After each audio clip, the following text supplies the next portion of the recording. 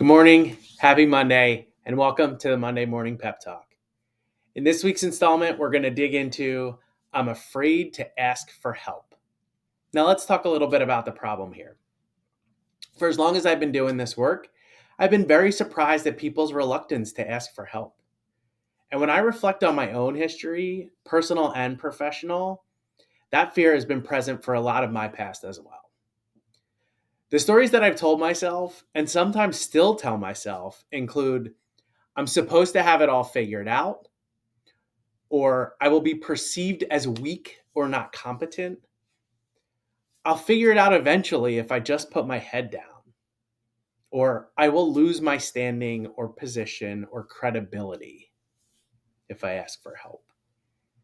And then finally, I'm supposed to suffer to be successful. In almost all of these stories, I'm afraid of a perception of someone else or something that I'm supposed to know or do. And then what ends up happening is I internalize all of these feelings and I just further overwhelm myself, which makes it almost impossible for me to achieve the thing I actually set out to achieve. And often, like we talked about last week, when we're at the moment to ask for help, we stop ourselves because we're afraid of rejection. We're afraid people are going to say no. And in these cases, we've made a decision for someone rather than actually giving them the opportunity to help us.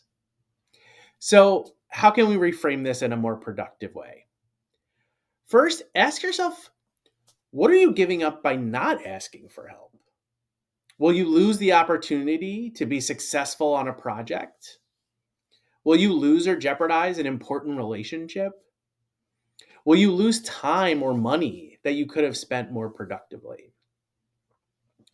When you start to realize what you're possibly giving up, the fear of other people's perceptions seems much less of a concern because you realize that the thing you set out to do is actually the thing that's most important to you and the thing that you really want to do. Secondly, if you're really afraid for asking for help, you can just start by helping someone else. See how it makes you feel by helping someone and see how it makes them feel. It might make it a little easier for you to ask for help the next time you need it. And I don't know about you, but I find when people ask me for help or when I can offer it, I feel energized, I feel supportive, I feel purposeful, I feel valued, I feel appreciated, which then makes it much easier for me to ask someone else for help. And quite honestly, the people I end up helping usually help me by sharing their experiences, their wisdom, and other aspects of their life. So the next time you're afraid to ask for help, offer help to someone else, a coworker, a partner, or a friend, and see if that helps. So this week, we're just going to ask you to try two things. First, dig into the why. Understand why you're afraid to ask for help. And then ask yourself what you're possibly giving up if you don't ask for help.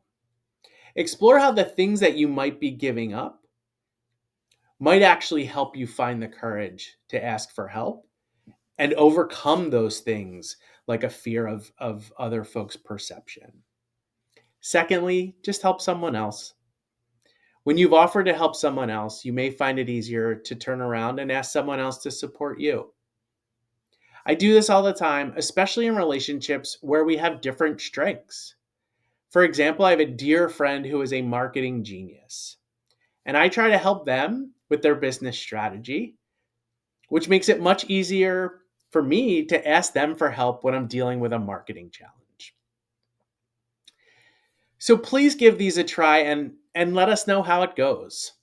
We appreciate your time and attention as always. We hope you have a productive and a fulfilling week. Remember that I love you, I believe in you, and I am here for you. Take care of yourselves and one another, and we'll see you again next week.